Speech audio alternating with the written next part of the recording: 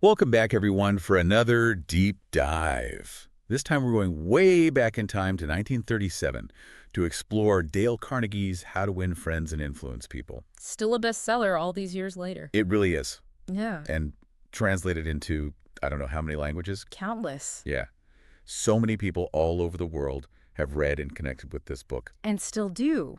Why is that? What makes this book so timeless and relevant even almost 100 years later? Well, you see, Carnegie spent years and years researching and studying success. And he interviewed all sorts of people, from inventors like Thomas Edison to presidents like Franklin D. Roosevelt, Wow. to try to figure out what made them tick. What he found were some universal principles of human interaction. Okay. You know, things like the desire for connection, for feeling appreciated, for being understood. Yeah, that makes sense. These are things that every human being desires, no matter what time period you live in or what you do for a living. So he wasn't just, coming up to these ideas out of thin air. No. He was really drawing from real-life observations of people who were incredibly successful. Exactly. And then, get this. Okay. For over 15 years, he actually honed these techniques by teaching them to adults before he ever even published the book. So he was testing these ideas out in the real world for over a decade before he even put pen to paper. That's right. Incredible. So whether you are prepping for a big presentation, trying to navigate a tricky work situation, or you just want to improve your relationships, this deep dive can give you some really powerful tools for building those stronger connections. Okay, I am ready to unpack this. Let's dive into part 1, fundamental techniques in handling people. Okay. Carnegie starts off with a pretty strong message. Don't criticize. Right off the bat. I know. And he uses this striking anecdote about Two Gun Crowley, a notorious criminal, to make his point. So Two Gun Crowley, he committed all these awful crimes, and yet even he couldn't handle criticism. Always an excuse. Right. He always had a reason why it wasn't his fault. Yeah, he always shifted the blame, always had to justify himself. Exactly. So if someone like that, a hardened criminal, craved justification, imagine how much more the everyday people that you interact with need to feel understood and respected. Yeah, exactly. It just makes you think twice about how you approach people, doesn't it? For sure. So are you saying that even if we think our criticism is justified, it's probably not going to be effective? Most likely not. Okay. Yeah, it creates defensiveness, resentment. It makes people less likely to listen to you. Carnegie's point is that focusing on people's strengths, what they do well, is so much more effective than dwelling on their shortcomings. So instead of criticizing, what does Carnegie suggest we do?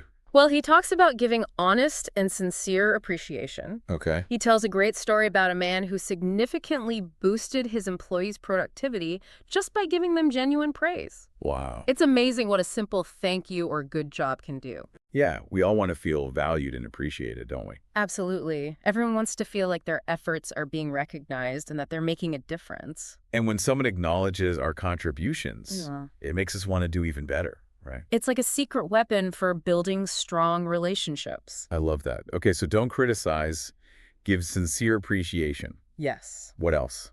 Now, this is a big one, probably the biggest one. Arouse an eager want. Ooh. Okay, now that sounds intriguing. Yeah, it's a bit more complex, but in essence, what he's saying is that the only way to truly get someone to do something is by making them want to do it. Okay, so how do you do that?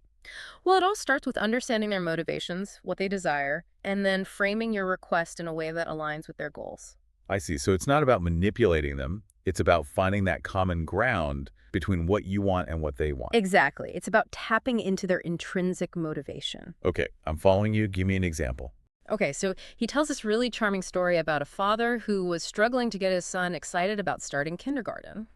I can relate to that. My niece threw a fit when she had to go to preschool for the first time. Right. It's a big transition for them. It is. So instead of forcing him, this father and his wife, they got creative. Oh, I like where this is going. They started talking about all the fun things kindergarten had to offer, playing with toys, singing songs, making new friends.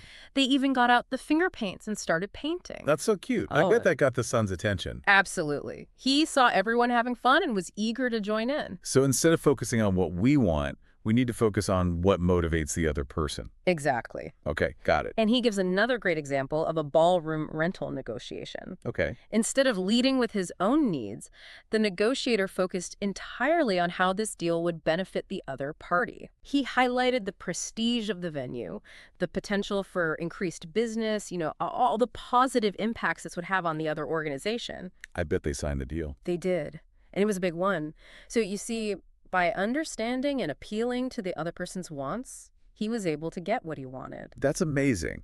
Yeah. So we've got don't criticize, give honest appreciation, and arouse an eager want in the other person. 3 powerful techniques. Okay, I'm ready for more. Let's move on to part 2. 6 ways to make people like you. Sounds good. I'm all ears. Okay. Okay, 6 ways to make people like you.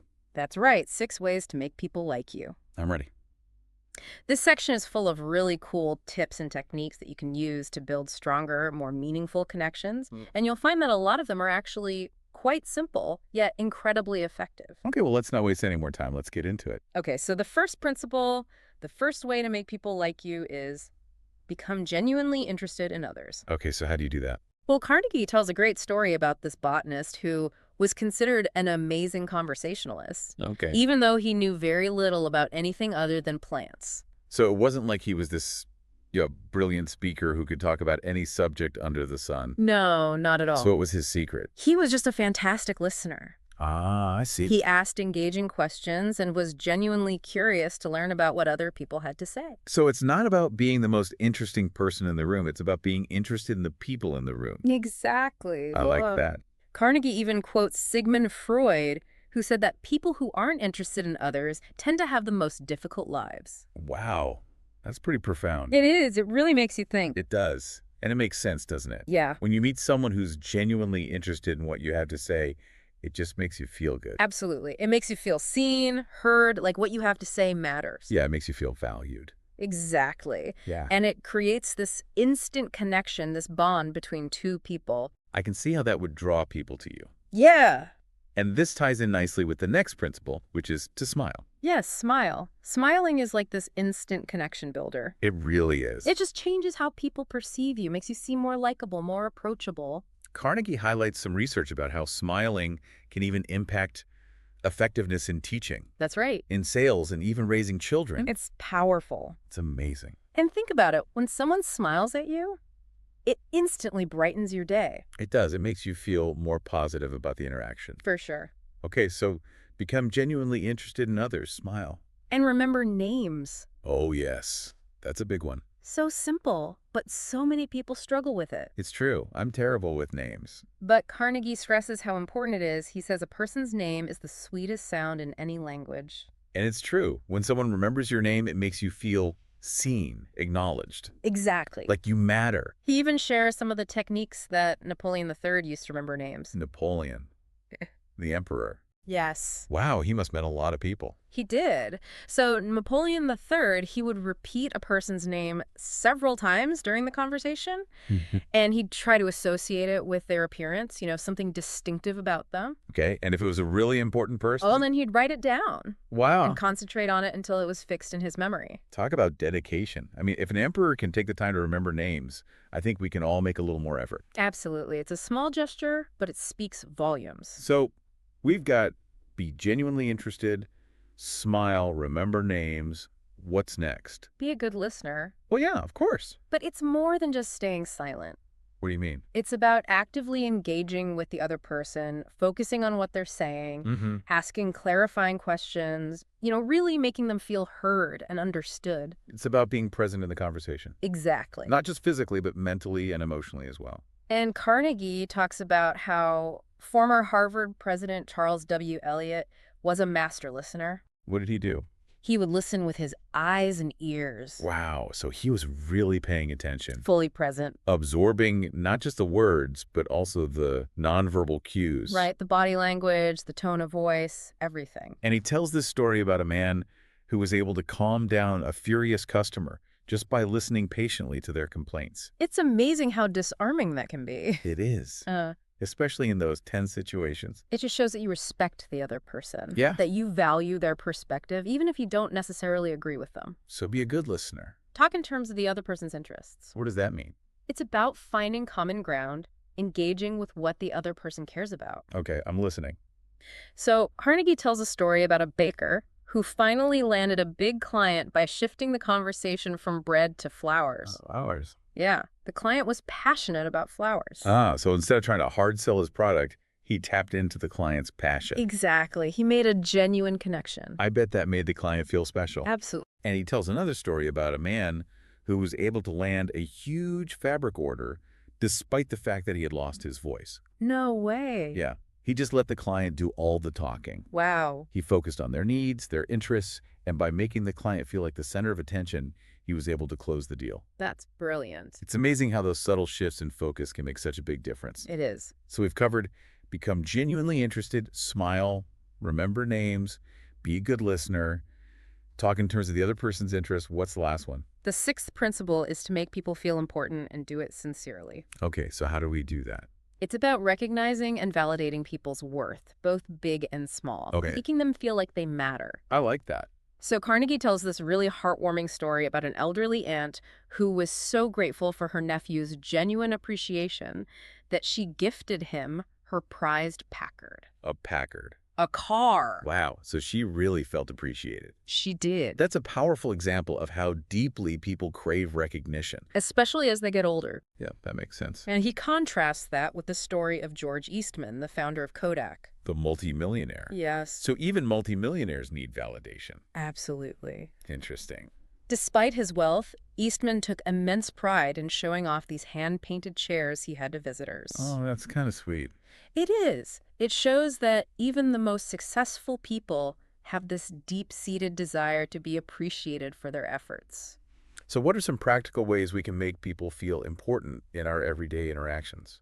It can be as simple as offering a sincere compliment, remembering a birthday, or just taking the time to truly listen to someone without distractions. Those small gestures can really go a long way. They really can. They make a world of difference. And I love that these principles all kind of intertwine, you know? If you're genuinely interested in someone, you're more likely to remember their name, listen attentively, and make them feel important. It all works together to create this positive, uplifting environment. I like that. Where people feel seen, heard, and valued. So we've covered the fundamentals of handling people and 6 ways to make people like us. We have.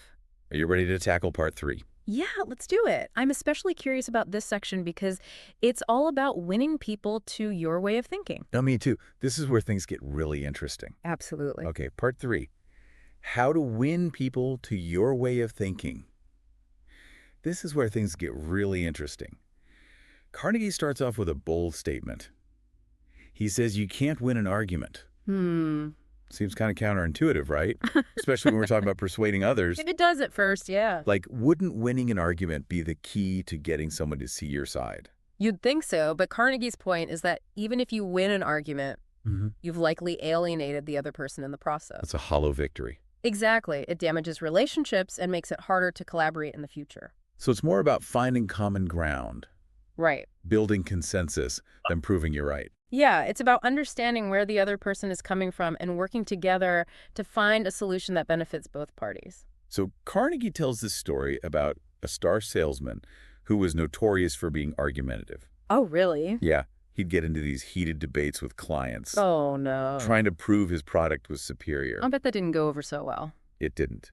He eventually realized that this approach was actually hurting his sales. So what did he do? He realized that people are much more open to ideas when they feel heard and understood. That makes sense. So instead of arguing, he started listening more attentively to his clients. Okay. Acknowledging their concerns and trying to find ways to align his product with their needs. So it's like shifting from a battle of egos to a collaborative problem-solving session? Exactly. Which leads us to the next principle. Yeah. Show respect for the other person's opinions. So even if we think they're wrong? Well, Carnegie isn't saying you have to agree with everyone blindly. Okay. He's just emphasizing the importance of acknowledging their perspective, even if you don't share it. Yeah, we all have our own beliefs and experiences that shape our views. Right, and sometimes we cling to those beliefs even when presented with evidence to the contrary. It's human nature. It is. Yeah. So it's about respecting the other person's right to their own opinion, even if it differs from ours. It's about creating a safe space for dialogue where different viewpoints can be explored without judgment. Yeah, I like that. So instead of saying you're wrong, Right. try something like, I see your point, but have you considered? Exactly. That acknowledges their perspective while introducing your own without being confrontational. Okay, that's a good tip. So, we've talked about avoiding arguments, respecting others' opinions. What's next? Admitting when you're wrong. Ooh, that's a tough one. It can be. It's not always easy to swallow our pride and admit we made a mistake. Especially when we're so used to trying to protect our ego. It's true, but Carnegie argues that admitting fault quickly and emphatically can actually be incredibly disarming. Yeah, it can build trust and show that you're willing to take responsibility for your actions. I guess it makes you seem more human, more relatable. Exactly. He tells a really touching story about a father who publicly apologized to his son for past mistakes. Oh, wow. Even though years had passed, the son was deeply moved by his father's sincerity. It's never too late to apologize. Exactly. And it shows a lot of strength and humility to admit when you've messed up. Okay, so avoid arguments, respect others' opinions, admit when you're wrong. What else? Well, the next few principles build on this idea of finding common ground and creating a more collaborative atmosphere. Okay. He starts with, begin in a friendly way. This seems pretty basic. It does, but it's so often overlooked, especially in tense situations. It's like setting the tone for a positive interaction. Exactly. Carnegie uses the example of John D. Rockefeller Jr., who was constantly hounded by photographers. Oh, yeah, I can imagine. So instead of getting angry or dismissive, he would approach them with a smile and say, you know how it is, boys. You've got children yourselves. It's not good for youngsters to get too much publicity.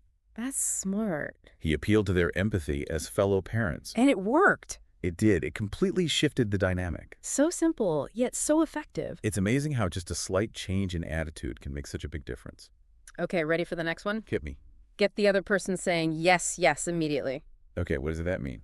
This principle is about building momentum towards agreement by starting with points that you both agree on. So it's like finding that initial common ground Right. to create a sense of collaboration. Exactly.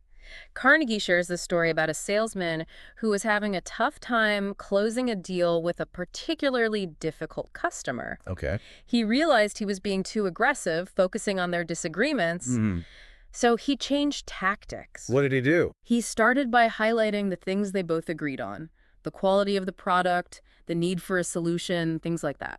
So by getting the customer to say yes, yes early on, he was able to create a more positive and receptive environment. Exactly. The customer felt heard and understood. Which made him more open to considering the salesman's proposal. Makes sense.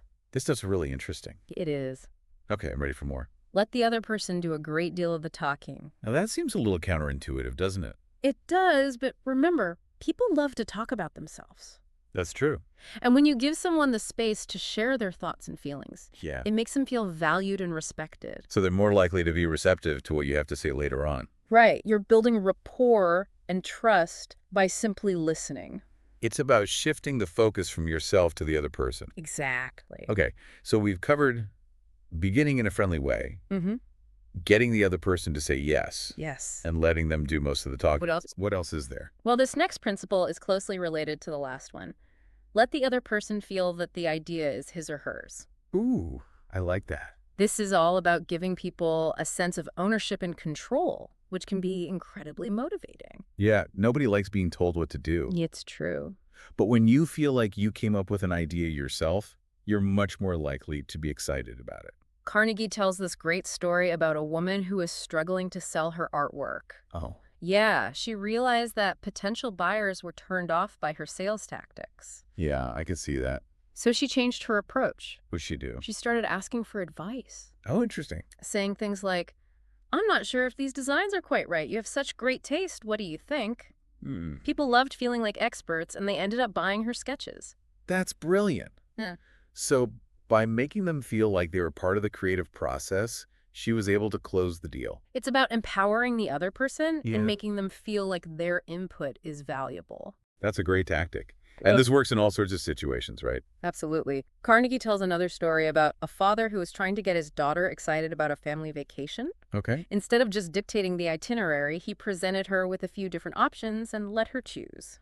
So she felt like she was making the decision. Exactly. Even though he had cleverly pre-selected the choices. And she was thrilled. Okay, ready for 2 more. I'm ready. Try honestly to see things from the other person's point of view and be sympathetic to the other person's ideas and desires. Those seem pretty straightforward. They do, but they can be really challenging to put into practice. Especially when we're feeling emotional or defensive. It's true. It takes a conscious effort to step outside our own perspective. And really see things from the other person's side. Exactly, but it's essential for building trust and rapport. Carnegie tells a story from his own life about trying to get kids to stop building fires in a park. Oh, okay. At first, he would just boss them around and threaten them with punishment, but it never worked. Yeah, I can see why. Then he had this realization. What happened? He realized he needed to connect with them on their level. Okay. So he started by acknowledging their desire for fun and adventure while also explaining the dangers of unsupervised fires. And were they receptive? They were. They actually worked out a compromise where the kids could still build fires, but in a designated safe area. That's a great example of the power of empathy. It really is. And it ties into this idea of being sympathetic to the other person's ideas and desires. It's about validating their feelings and acknowledging the importance of their perspective, even if you don't fully agree with it. Carnegie gives an example of a husband who learned to compliment his wife's gardening, even though he personally didn't share her passion for it. It's about making that effort to understand and appreciate what's important to the other person. Even if it doesn't resonate with us. Exactly. So we've covered a lot of ground in this section on how to win people to your way of thinking. From avoiding arguments to seeing things from the other person's perspective. It's all about building trust, rapport, and understanding. It's not about manipulation or trickery. No, it's about genuine connection and collaboration. Which is what makes Carnegie's work so relevant all these years later. Absolutely. It's about building meaningful relationships based on mutual respect and understanding. And that's something we can all benefit from, no matter what our goals are. I think that's a great place to wrap up our deep dive into how to win friends and influence people. It's a timeless classic for a reason. It really is. And even though it was written almost a century ago, the principles and insights are just as relevant today as they were back then. Maybe even more so. Perhaps. In our increasingly interconnected world, building strong relationships is more important than ever. Couldn't agree more. So there you have it. A deep dive into Dale Carnegie's How to Win Friends and Influence People. We hope you enjoyed this exploration of human connection and persuasion, and that you learned some valuable tips and techniques that you can start using in your own life today. It's been a pleasure. It has. Until next time.